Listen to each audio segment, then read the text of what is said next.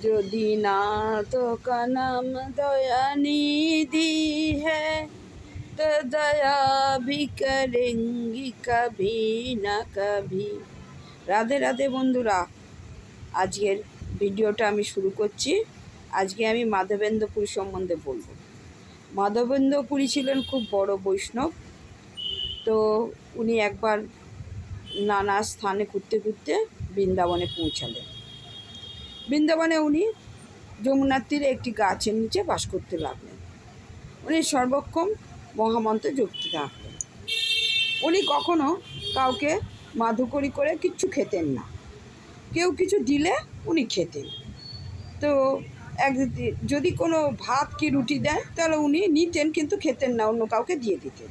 উনি শুধু ফল আর দুধ খেতেন। তো একবার কি হয়েছে, ওনার সারাদিনে খাওয়া হয়নি। তো তখন উনি মহামন্ত্র জপেই চলেছেন। তখন একটা বালক এসে এক ঘটি দুধ দিয়ে বললেন, প্রভু আপনি এটা খান।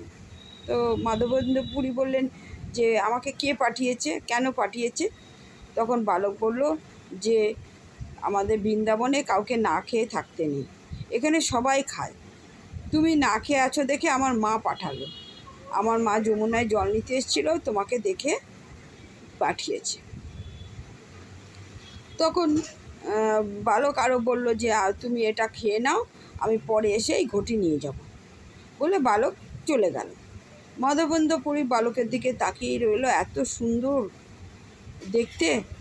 তারপরে মাধবেন্দ্র পুরী দুধ খেলেন। খেয়ে দেখলেন এত সুন্দর দুধ, আগে তো কখনো খায়নি। তখন উনি লোটা মেজে রেখে দিলেন, বালক আসুক জিজ্ঞাসা করব। বালক আর আসে না। তারপরে রাত্রি হয়ে গেল। তিনি মহামন্ত্র জপতে জপতে কখন ঘুমিয়ে পড়েছেন খেয়াল নেই। হঠাৎ উনি স্বপ্নে দেখলেন যে বালকটি এসছিল সে দুধ দিতে, সে বলছে আমি হচ্ছে গোপাল। মাধবেন্দ্র পুরী মুসলমানদের যখন অত্যাচার করছিল তখন পুরোহিতরা আমাকে এই ঝোড়ে লুকিয়ে রেখে গেছে, তুমি এখান থেকে আমাকে বার করো, আমি গরমে বৃষ্টিতে শীতে কষ্ট পাচ্ছি, আমাকে এখানে প্রতিষ্ঠা করো। তখন ঘুম ভেঙে গেল। সকাল হলেই মাধবেন্দ্র পুরী গ্রামে গিয়ে সব কথা বলল।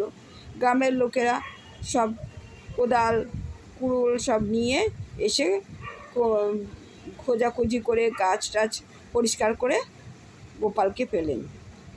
তারপরে তারা গোপালকে খুঁজে বার করে এনে একটা বড় পাথরের উপরে বসালেন। তারপরে গোপালকে গোবিন্দকুণ্ডের 109 ঘড়া জল ঢেলে অভিষেক করা হলো।